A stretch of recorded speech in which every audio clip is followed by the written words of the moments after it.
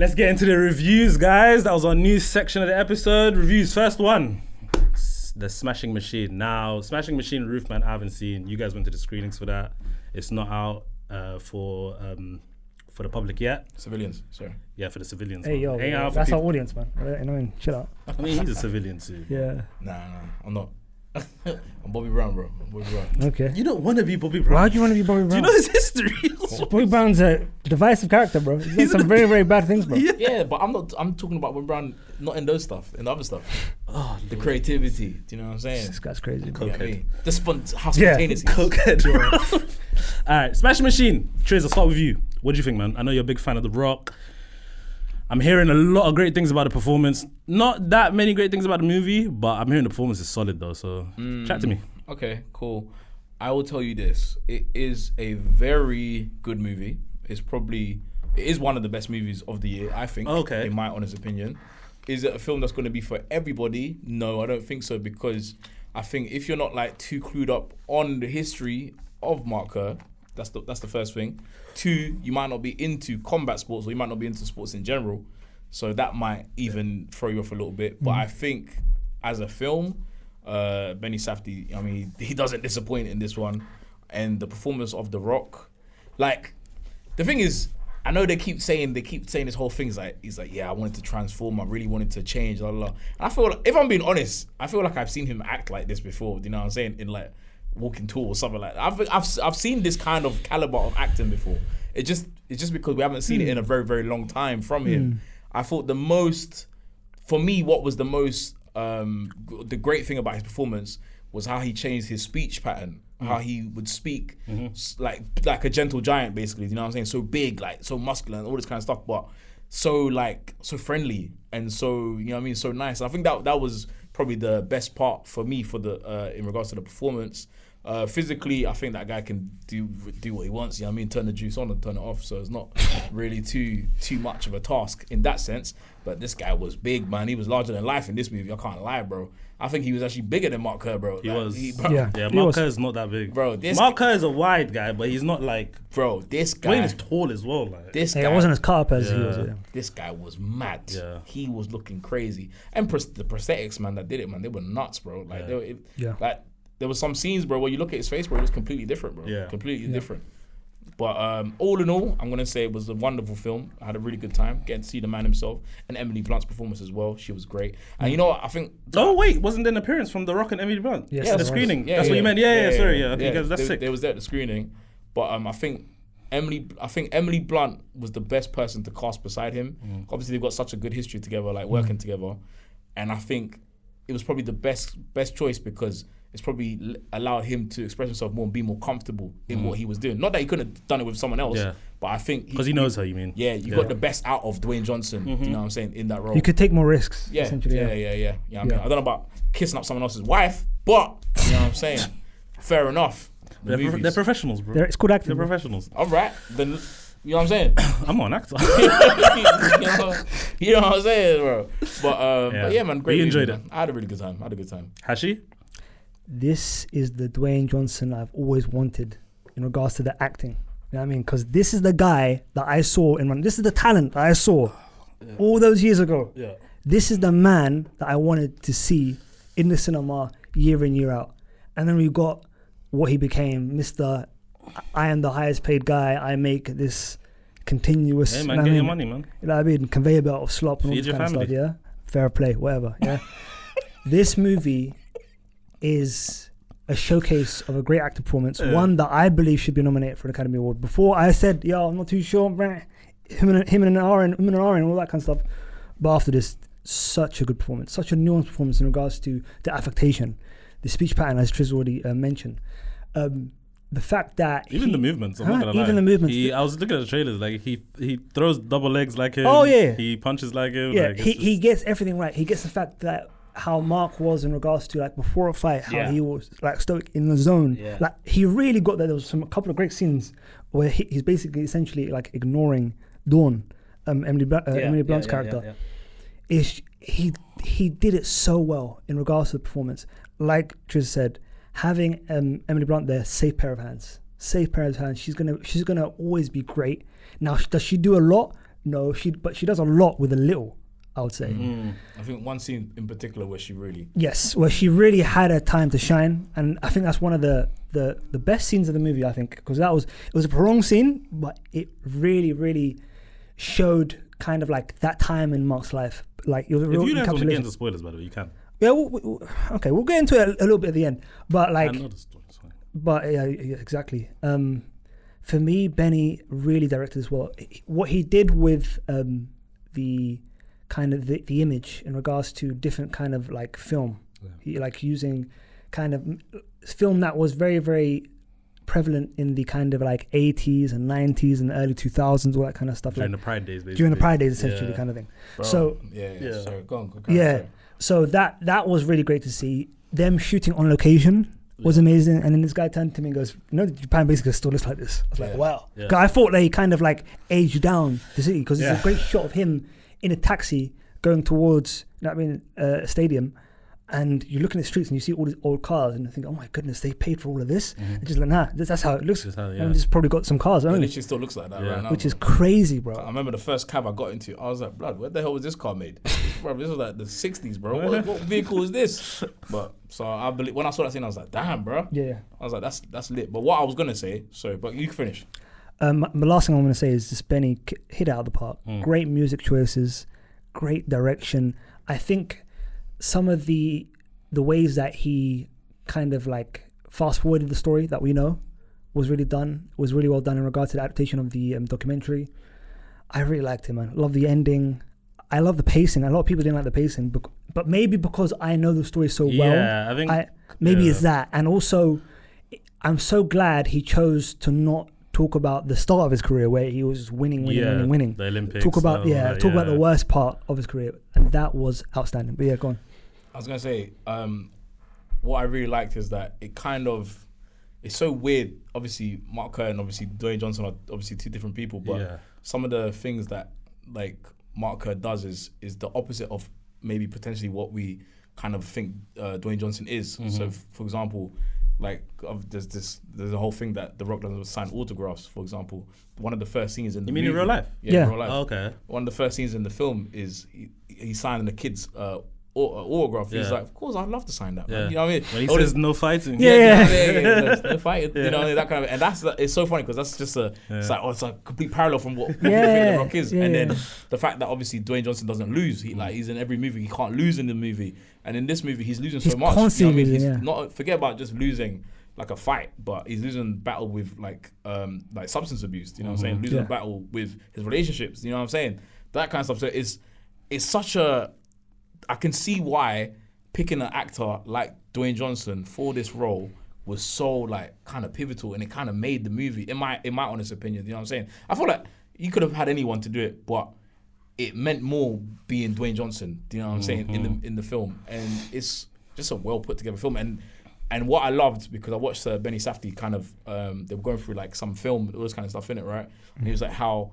When we just the beginning how we shot it was like it was on 16mm, and then obviously because it's shot as if like you're watching it on VHS, you know what I'm saying, from like fuck knows when, you know what I'm saying, and then once the first kind of scene is done, it just opens bang like to that wide, you know what I'm saying, and he said that he used like which he said that he's never done before or never been done before, but like kind of like a fusion of like all these types of different kind of film techniques to kind of combine them into one. Yes. So to still get the film grain, but to still have it like blown up nicely, you know what I'm saying? Yes.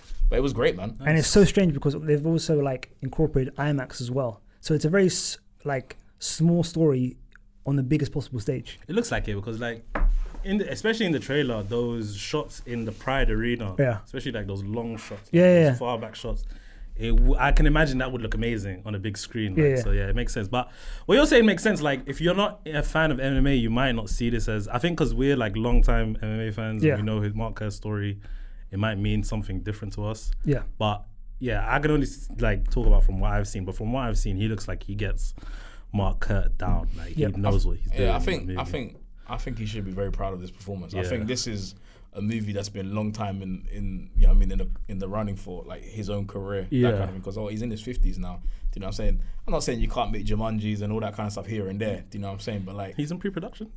Yeah. I mean, and so is Moana too. Yeah. Or sorry, Moana live action. Live-action, Called, you know what I'm saying? But it's like there's a time in everyone's career where you got to start taking things serious. You got like. Because he's made enough money. Do you know what I'm saying? He's got all the money. But if you want to be taken serious as a credible actor, do you know what I'm saying? Because I've seen it, man. You know what I mean? I think even the last Academy Awards, he was sitting there. And I was thinking, why the fuck is The Rock here? Do you know what I'm saying? Because he wants to be like the elder state. He wants to take the kind of the Jack Nicholson role as like the mayor of Hollywood kind of thing. Like I am. I mean, he's going to be there. He was an A-lister. He still is yeah, an A-lister. He's going to be there, innit? Yeah. I mean, listen, I watched a quick segment of him and on the Graham Norton show. Yeah. And obviously...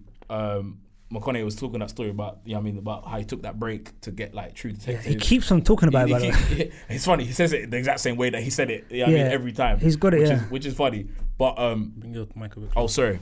But what McConaughey said, what made me laugh was like he was like, I took that break. You know what I mean, that 18 months, and he was like, then he went to The Rock. He was like, I mean, you could take that break, but you know what I mean, people are still knocking at your door. Do you know what I'm saying? Regardless, do you know what I'm saying? So it's like with me. I had a drought. Do you know what I'm saying? Yeah. And it's true, bro. And The Rock is in that position where he can turn on anything if he wants to. Nah, I think whatever you say about The Rock, whether you like his acting, wrestling, whatever he's done, that guy works hard, man. He's always in something, doing something, bro. Like that's. I think his work in the WWE recently shows you how great of a performer he is, kind of thing. And like that was peak cinema unto itself. The final boss stuff. Yeah, the final boss stuff. But the thing for me is like he's a real kind of capital A actor because he did things in regards to showing the substance abuse and the vulnerability. There is one of the best scenes in Hospital where Ryan Bader's character, Yeah. you know what I mean? Mark Coleman. Mark Coleman, by the way. Imagine. Which I wanted to ask you about that. By the way, imagine, because obviously Ryan Bader, his hero is Mark Coleman. Imagine playing your hero in a movie, by the way. Yeah, so Ryan Bader was obviously an MMA fighter, but like he looks nothing like Mark Coleman. He looks nothing like. That's what I wanted to ask you about that. But listen, like, it doesn't matter you're because cool with that. the thing is, he got what he needed to do right, which is showing the friendship. The friendship, that Mark Coleman and Mark had. Yeah. That was exceptional. They're boys, yeah. And him as an actor, Mo, I can tell you, bro, fantastic. Ryan Bader, fantastic. Interesting. Bas Rutten playing himself. No, outstanding. I've seen instructor. Yeah. I've seen Bas in other stuff though. He's cold in general. Bro, he has a scene where he has to really like act out pain, guy, bro. Yeah. He did bro. He's so good. He's so great. good. I wasn't worried about Bas. I was worried about Ryan Bader, innit? Ryan Bader was fantastic. Yeah. There's one scene in the hospital. Triz, you can attest to this, bro. Bro, he's literally talking to Mark. I know what you're talking about. You know what I mean? About what happened, what happened. You know what I mean? He couldn't get up, and he's listening to him lying and all this kind of stuff. And he's like, "Tell me the truth." And then the way Dwayne breaks down, it was crazy. Bro. It made sense the way he broke down, by the way, because you're such a big guy. That it's like you don't want to be seen like small. If that makes sense. Not even like crying is bad or nothing like that, but it's like. And the way he breaks down, I was like, damn, man. Yeah, you know, he's literally covering it, bro. It was so good. Honorable mention, go on. Usyk. Alexander oh my Usyk. god, Usyk, yeah. He was one of the fighters, isn't it? Yeah. He's got a bigger role than you think. Do you know what I'm saying? He's not just a punching bag, bro. He's got a decent role, bro. They didn't just give him like, all right, get in the ring and start doing that shit. I like Usyk, man. Bro, Usyk was good, bro. He was good. I think the substance abuse thing, though, it makes sense. Like, especially if you like know about like the ins and outs of wrestling, and when The Rock was at his high in wrestling, all of those wrestlers were abusing themselves with substances. Of course. So I can understand why he was able to kind of maybe I don't know if it happened to him, but I'm saying I can understand why he was able to channel that. He probably seen so much. Because there's a time in Rock's career early in the early 90s where people call him fluffy, bro. People call him fat. Remember? Yeah. He wasn't like ripped and like his body wasn't thing in it. But when he got to like the late 90s. He was the Rock. Used to the girls, I think only because, especially wrestling at that time, it became so theatrical that it's like if you had the lean guys, so you had like the Hardy Boys, you know what I'm saying, but then you have like the Dudley Bros, so like a bit more bigger, you know what I'm saying, they don't need to do whatever, but then when you go to like Triple H, you know what I'm saying, and your favorite Mark Henry. Mark Henry, you like Mark Henry types, I'm saying, but like when you get to like Triple H kind of stuff, and then you see like even then later when you get into what the hell's the other guy called, bro, that Sten guy, fuck, what's his name again? What guy? Shawn Michaels? No, not Shawn Michaels. Shawn Michaels was nuts, by the way. Shawn Michaels had a mad career. What's it called? What's that guy, bro? Why am my mind going blank? Let me help you out. Oh my god, he's got 2 sleeves on both arms. Two sleeves. Short hair. Not Stone Cold. Oh, no, Two sleeves on both arms. Tattoos. Short hair. You don't want Undertaker, are you? No, what the hell? No, bro. I said ripped. Wham. Oh, sorry. Why's my man gone blank? Two sleeves on both arms. I'm not sure. Oh my god, this is gonna kill me when I remember it. Yeah, but what's your point about the My whole point is that the movie is such a it feels like such a reflection of The Rock. CM Punk. Yeah. No, not CM Punk. No, not CM Punk. He's got way two more sleeves. tattoos. Bro, when I want to find it. But yeah, but I just feel like this film is such a good reflection of The Rock and his actual career. Yeah. And his actual, or what the public perceive him to be. Yeah. That is it just made the movie 10 times better. Yeah. And I think, obviously when we walked out, someone did say that the pace someone was like, it's a bit boring, if anything. You know what I'm saying? But I don't think a story about someone's life, especially what they've gone through, you know what I'm saying, is boring, especially with the way it's shot, bro. I think that's interesting you say that, because Quentin Tarantino at one time, he said that he hates biopics because he thinks that biopics for the most part are not interesting because people's lives as a whole are not that interesting. Yeah, do you know I what I'm agree. No, cradle to grave, because he's talking about cradle to grave. Yeah, biopics. he's talking about if you have certain aspects of someone's life and make a movie out of that could be interesting. But if you follow a whole person's life, Jobs is a great example. Jobs, because it was a specific part. Yeah, of his Randy life. Orton. Yeah. Oh, Randy Orton. Okay. Yeah. Do you know what I'm saying? Yeah, Biggie is now, bro. crazy, bro. He's still on the juice. Yeah. I was saying that. Still on the juice. Allegedly. But anyway, yeah. Come on, bro. So yeah. But yeah, you guys love the Smashing Machine. It sounds like. Yeah. That's good, man. I'm looking forward to it. I think it's going into my top 10. I think of my Mo, you're gonna love it. You're gonna be screaming from the rooftops about it, bro. You know me, Hashi. With these kind of movies, I got high standards, brother. Bro, I'm telling you right now, the Emily Blunt and Dwayne Johnson scene where they're just having a little kind of tiff, like an argument. There's a few scenes, but the main one, fam, it's crazy, bro. Crazy. I'm just happy to see Bas Rutten in a huge feature film like this, man. I didn't have. I was like, I knew it was gonna be great. It was Ryan Bader I was a bit worried about, but he was fantastic, man. You know what I mean? Bas Rutten, though, one of the most underrated fighters in the history of the world. Imagine his career if he didn't have the injury. Bro. Imagine. This guy can knock you out with a slap. He made the liver kick famous. Bro. I mean, looking at him, I believe you. But he's like the nicest guy you'll ever meet, bro. Yeah, absolutely, bro. All right, Smashing Machine. Guys, scores out of 10. SEC scores. What are you lot saying? Triz, I'll go with you. It's funny because I did a game at the end and I was like, what's The Rock's top 3 highest rated movies on IMDb right now? And where do you think Smashing Machine will rank? Okay. Top 3. Oh, okay. Top 3 highest on IMDb. This guy loves a game. He loves it. I love a game. Okay, top 3. Help me out. Let's work it. Do you know the answers? I know the answers. Okay. Highest on IMDb. Let's go with. I'm guessing things like Ballers doesn't count because that's a TV show, right? No TV shows, just movies. Fine. Jumanji, the first one. Is it not up there? No. He doesn't have that many. Gridiron Gang? No. I wish. I know. Walking Tall? No. Yeah, I know, bro. I know. You're going to be really shocked. Tell me. At number 1 is Moana. I can see that. I can see that. Actually. I can see that. I forgot about that. Yeah. I can see that. Number 2, even myself, I'm kind of forgetting. But I believe it is number 2. Number 2 is Fast 5. Yeah. And then and then Fast 7. Fast 7 is number 3. Yeah. Those are his 3. But the reason why people couldn't get Moana, because it's a kids film, man. You know what I'm saying? People, when they think of IMDb, they think of high art. Bro. You're such a snob. I am a snob. You're such a snob. I am. Moana's a banger. It is a good film. That's crazy. Gridiron Gang needs more love, man. It does, man. Goddamn 88. Oh, man. First time I saw The Rock cry, bro. So where do you think Smash Machine will, well, you haven't seen it yet, but where do you think it will rank? Where do you hope it will rank? I would imagine it would be just under Moana. I would imagine. But the thing is with these fast movies, way too many people love these movies, bro. Bro, it's mad, bro. Yeah. Bro, it's a pandemic in itself, bro. That's what I'm saying. Pandemic on this off. That Fast 5 was decent, though. It's the best one. Fast 5 was good, bro. It's the best one, right? Fast 7, I like Fast 7, by the way. Fast 5 is the one with the safe, right? Yeah. Fast 5 was crazy, bro. Yeah, it was crazy. Fast 5 was crazy. I was in cinema for that. It was great. Is Fast 7 the one where he takes out the cast? Yeah, bro. Yeah. Bang! You know what I'm saying? At the hospital. Did he fly out the window? I don't remember. He said this one. Daddy's gotta go to work. Yeah. Bro. Actually, he didn't even bang it. Actually, just... No, he just kind of like flexed. He flexed his arm. And then he ripped it off. Yeah. That's mad, you know. Can never lose. It's come a long way, you know. I can't lie. Yeah, yes. All right, guys. That was... oh, wait. Scores. What did you say? Oh, I'm going to say I'll say strong 8. Nice. Good man. I thought you were gonna say 7. I was going to slap you, bro. It's an 8. It's an 8, yeah? It's an 8. Wow, okay, that's high praise from you guys. It's a good film, man. Nice. Yeah, maybe I'm in the pocket because I'm an MMA fan and a combat sports guy. I'm not a big MMA fan.